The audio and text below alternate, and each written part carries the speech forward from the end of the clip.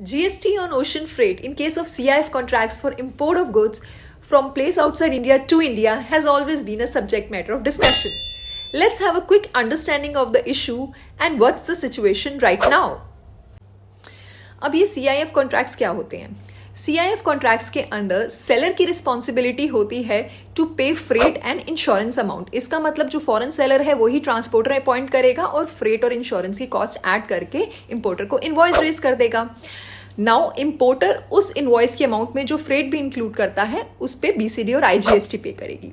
अब GST law में notification 10/2017 के थ्रू इंपोर्टर को लायबल किया गया था to pay GST under reverse charge on this freight amount. So this led to dual taxation on part of importer in case of CIF contracts, जहां वो ocean freight की amount पे दो बार tax पे कर रहा है, एक जब वो इनवॉइस की अमाउंट में इंक्लूडेड है और एक अंडर रिवर्स चार्ज.